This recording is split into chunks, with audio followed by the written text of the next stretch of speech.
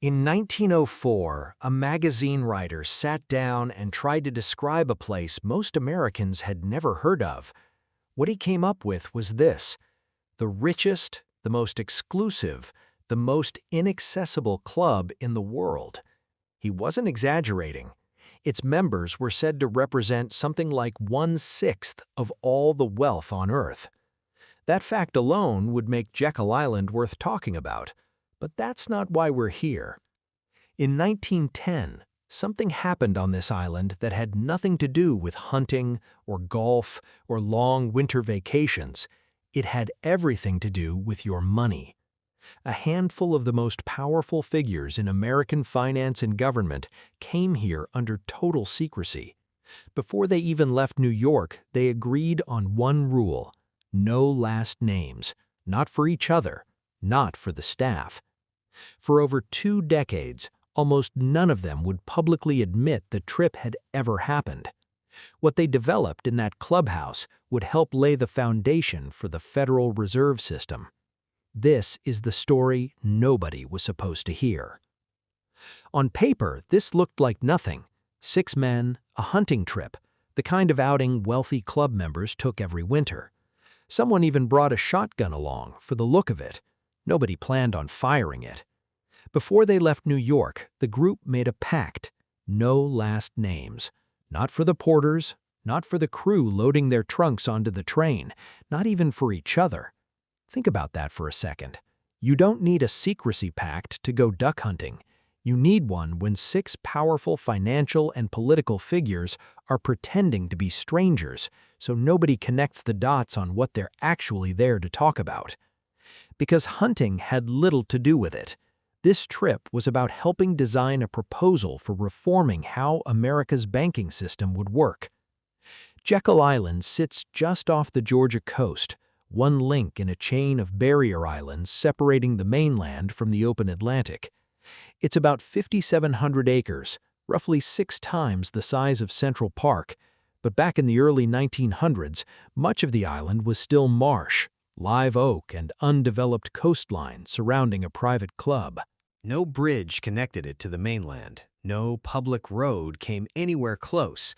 If you wanted to set foot on Jekyll Island, you needed a boat or access to the island's private transportation system. That wasn't bad planning. When the Jekyll Island Club acquired the island in 1886, easy public access was the last thing they wanted. What they wanted was control over exactly who came ashore and exactly who never did. The isolation wasn't a side effect, it was part of the whole point. Long before this was a millionaire's retreat, Jekyll Island was an agricultural plantation. The Dubignon family controlled the island for generations, and enslaved people worked that land. In 1858, decades after the United States had officially outlawed the foreign importation of enslaved peoples, the plantation's owner at the time, Henry Dubignon Jr., helped arrange for a ship to come ashore on the island. On board were more than 400 enslaved Africans, illegally brought into the United States aboard the Wanderer. That single quiet crime ties this island to one of the last known large-scale illegal slave landings in American history. Less than 35 years later, in 1886, John Eugene Dubignon and his associates sold the island to the newly formed Jekyll Island Club. The plantation era gave way to a private retreat. Golf courses went in where agriculture had once dominated. But the history underneath it didn't go anywhere. It just went quiet. By 1904, the Jekyll Island Club had become almost impossible to picture today. That magazine line I mentioned, the richest, the most exclusive, the most inaccessible club in the world, wasn't simply hype. The club's members were said to represent something like 1/6 of the wealth in the world. One island, a relatively small group of extremely wealthy families, wealth on a scale you'd normally associate with entire nations. And getting in wasn't just about having money. You needed an invitation, a background the existing members quietly approved of, a willingness to disappear from public life for months at a stretch. This wasn't a resort people simply visited. It was something closer to a fortress, built out of privacy. The turning point came in November of 1910. A handful of the country's most influential financial and political figures had decided that if they were going to develop a new banking proposal, they could not be seen doing it in public. They did not want rival interests, political opponents, or the public to see financial insiders drafting the proposal before it could be presented as national reform. So instead of meeting anywhere in New York, where 6 powerful figures sitting in the same room could have attracted attention, they left the city entirely and headed for an island. Much of the technical thinking came from the man whose name ended up on the plan. Paul Warburg, a partner at the banking firm Kuhn, Loeb & Co., had immigrated from Germany back in 1902. By 1910, he had become one of the group's most influential technical thinkers, bringing experience and ideas from European banking systems. Senator Nelson Aldrich's name went on the finished proposal. Warburg's didn't. And this is where it gets strange. Warburg wasn't even a naturalized American citizen yet. He didn't become one until 1911, a full year after he'd helped develop a proposed institution that would help shape the monetary system of a country whose citizenship he had not yet acquired. For a while, it looked like the plan developed inside that clubhouse was simply going to become law. Known as the Aldrich Plan, after the senator who presented it, it was submitted to Congress in 1912. But that same year, the political ground shifted underneath it. The 1912 election handed the White House and both chambers of Congress to the Democrats, who had campaigned against the Aldrich proposal and its concentration of financial power. A proposal developed in private on a private island now had to survive public scrutiny from politicians who already distrusted the financial interests behind it.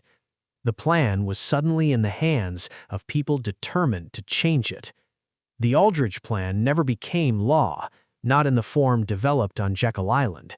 Instead, Democrats, led by Carter Glass and Robert Owen, substantially reworked the proposal, with major input from Woodrow Wilson and H. Parker Willis, replacing Aldrich's proposed National Reserve Association with a system of regional reserve banks spread out across the country.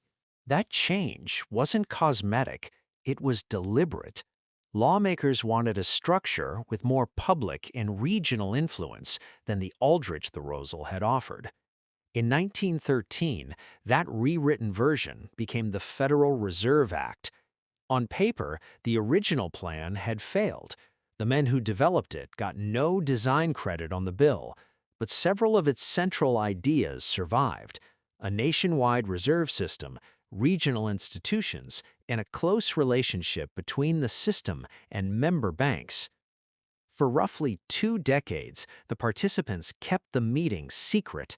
Reporters asked, historians asked, the participants denied or avoided discussing it publicly.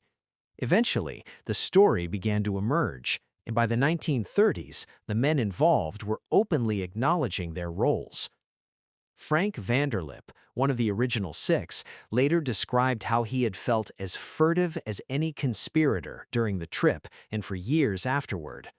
A man who helped develop an important proposal for American banking, describing his secrecy in the language of a conspirator, decades after the fact, once there was little left to hide. The clubhouse, meanwhile, just kept operating. Same wealthy families, season after season, while the country ran on a financial system partly shaped by ideas developed inside its walls. And this next part is the piece most retellings of this story leave out. The system that came out of that era didn't stay behind in 1913. It's still running today in a structure that almost never gets explained clearly. The Federal Reserve's Board of Governors is a federal agency appointed by the president. The 12 regional reserve banks are separately incorporated institutions, and commercial banks that belong to the Federal Reserve System are legally required to hold stock in their district reserve bank. But that stock is not like ordinary corporate stock. It cannot be traded, does not work like conventional ownership, and does not give private banks control over national monetary policy. Public oversight at the center, regional reserve banks tied to the commercial banking system underneath. The clubhouse wasn't finished making history either. In January of 1915, AT&T president Theodore Vail happened to be recovering from a leg injury on Jekyll Island that winter. Engineers extended a telephone connection to the island so he could take part in the first transcontinental telephone call in American history, alongside President Woodrow Wilson, Alexander Graham Bell, and Thomas Watson. You could read that as a nice coincidence, but it is another reminder of what Jekyll Island had become, a place where privacy, access, wealth, and influence could exist far from the public eye. By the late 1940s, the empire that once ruled from this island had quietly collapsed. The Great Depression and then World War II had weakened the club's membership almost completely. In 1947, the state of Georgia condemned the island and bought the entire 5,700 acres for $675,000, about $6.7 million in today's dollars, according to Jekyll Island's historical records. A club whose members were once said to represent a sixth of the world's wealth was sold off for a fraction of what the island's former members had controlled. And the clubhouse where an early monetary blueprint had been drafted didn't fall to fire or flood or scandal. It fell to something quieter, irrelevance, and a bill nobody could afford to pay anymore. Today, you can walk into the place that old magazine line described, the richest, the most exclusive, the most inaccessible club in the world, as a public historic site.